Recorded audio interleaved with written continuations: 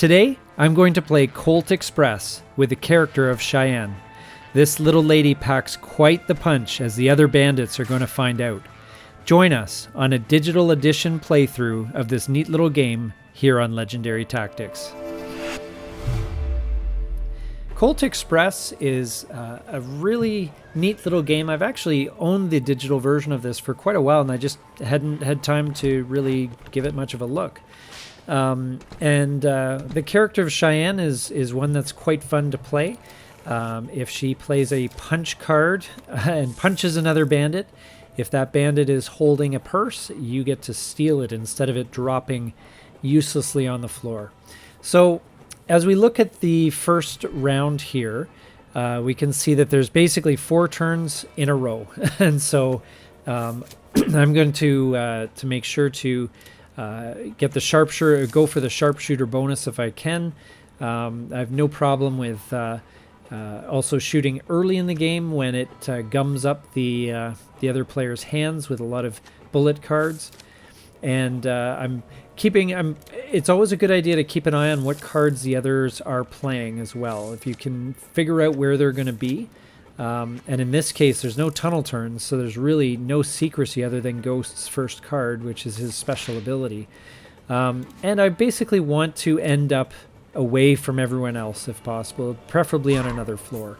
So anyway, I just got punched, and Ghost ran into the next room. But I feel like I would like to exact some revenge, but unfortunately, Belle is unhittable at this stage. That's her special power. She's very hard to pin down when it comes to that. And unfortunately, I waste my punch. That would have been handy, but I was kind of outfoxed on that. But I do get some loot out of it, and that's good. You don't have to play perfectly in this game, as long as you play reasonably well with the knowledge that you have. It's very doable to play a decent game and to finish strong. As I said, I love the sharpshooter bonus. For me, that's something that is pretty much a no-brainer. If you can, you can win many different ways, but I think the sharpshooter bonus with that $1,000 difference can be pretty impactful, and it's really, especially early in the game, it's a great tactic to use in general. So I'm going to try shooting again now. Ghost placed his first card face down. It's a bit of a risk, and he's going to move the sheriff, and so I think I will. I'm going to move as well and see where the sheriff goes, and it's always good. I like also saving my sheriff cards for the tunnel, because that way they come out of nowhere, and the other players really don't know what's about to hit them. So if they find themselves out of position, it's a great opportunity. But the tunnel turns really benefit Ghost. I mean, with his first card down, he can have 2-3 cards face down. You really have no idea what he's up to. So it's a very powerful thing. Now, Cheyenne's power is fine. It's a good power. Is it game changing? It's only game changing in the sense that the exchange of the purse may flip the score fairly substantially. Unfortunately, Ghost had moved, and I wasn't able to take my shot, but I'm still ahead in the sharpshooter, and you can see he's clearing the way basically to get that strongbox in the front and the locomotive, and I kind of anticipated that. So I had actually figured he was maybe the one going for the strongbox, but he's not quite yet. So in this case, I think I'm going to push the sheriff further down the train and sort of hem in Belle from doing very much. I mean, she's in a room with 4 purses, but that may keep her occupied. She's only going to be limited by the number of loot cards that she has. So I'm down in the locomotive now, and Belle anticipated things correctly and getting out of there, but gets shot by Ghost, and so we have a bit of competition for the sharpshooter bonus. Now I have the strongbox, and it's a bit early to get the strongbox. The problem with picking it up in round 2 is you become a huge target, so you really have to stay out of out of everyone's clutches for the rest of the game, and that can be a bit of a challenge. So so I'm first up. I'm going to move. I don't actually have a lot of movement, so it's going to be a lot of kind of defensive play here. But really, it's the only move I have is that right now. And when the others move into the locomotive, very likely they're going to come after me and that strongbox. So I'm just going to load up on loot. Make sure that if the strongbox does get taken for me, then I've got some other options there as far as boosting my score. Now I don't really know where they're going to be, but I'm going to try and do 2 shots, and hopefully someone, if anyone has come after me, then we're going to get some shots away. Also, again, very defensive move, just doing a punch just in case anyone has moved into my space. So so I'm going to just move down 1 car, and Ghost has moved down into the locomotive, which is I think perfect for me as long as he doesn't move this next turn. So I'm going to grab the purse. Now the sheriff is right next door as well, and for some odd reason, Ghost sends him down to the end of the car instead of getting me. I don't know why, but I'm going to make him pay for his poor play and blast him a couple times. That puts me well ahead in the sharpshooter bonus. So with the strongbox in hand, it's going to be a bit of a tough go. Belle comes down to visit, and who knows what she's up to, but fortunately I happen to have a punch card right there, and I'm going to steal Belle's purse, since she was she was foolish enough to come into that car with me. Luckily I timed that correctly. Now she will get a shot on me, but for me as well, the other thing about the shots, I think they're much more valuable early on when you're in. By the time you get to round 4, round 5, well, round 5, they're essentially useless. So you can see I did take a couple shots, and it is really causing me a bit of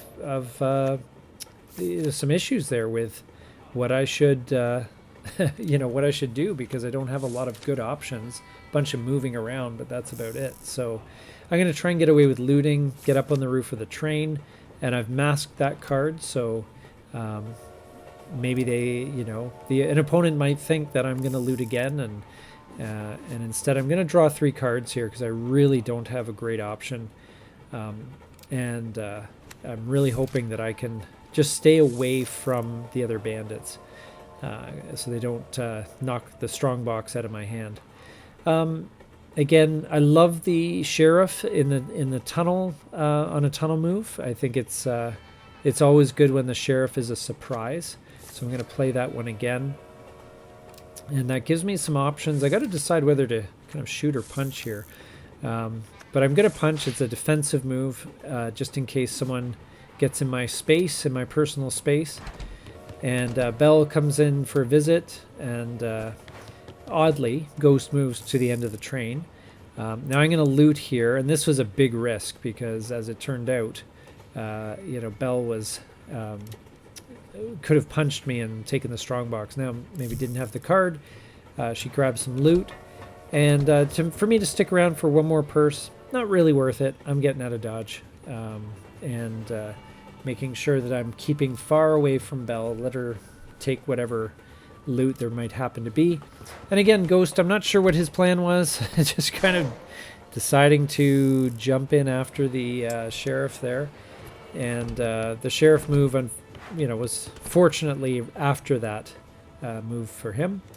Belle obviously trying to punch me to steal my strongbox, but I got out of there, and Ghost rewards her with the sheriff barging in. And as it happened, perfectly timed, I will take one of the purses and I will knock her towards the front of the train there. So that is perfect. Totally unplanned, but I'm well ahead in this game, and things are looking up. So only got 1 bullet card and 1 neutral bullet card, so I've got plenty of options. And again, it's just too bad the sheriff's right below me, actually, because I really need to try and get on a different floor from the rest of the bandits. So I played the movement card there because, again, I can choose whether to move 1, 2, or 3 cars. It gives me some flexibility. And then based on that, I'm going to move down 1 level on the train. So I'm not going to be standing still long enough for anyone to punch me. And with the sheriff card being played and so forth, I've got some options. I know what my movement's going to be based on where the sheriff is, and then I'm just going to play some defensive. I'm not worried about getting any more. I've got enough to win.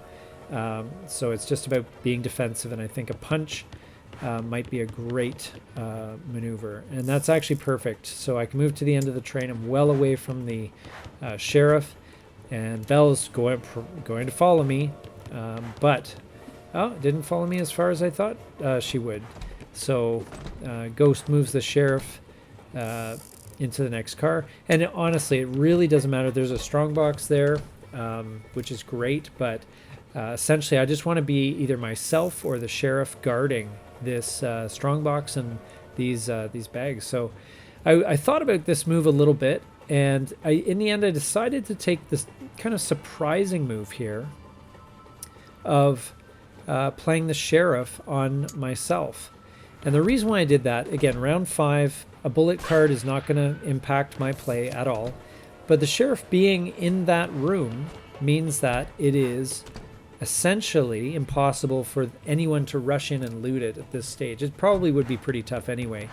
But I just thought I'd better protect the loot. And thank you, Ghost, for walking right into my punch here. And I realized I could have stolen a purse from him, but I thought it would be good to just lower his score by the value of the jewels. So no pickpocketing to, at the end, and we move on to the final score, which in this case I feel pretty confident.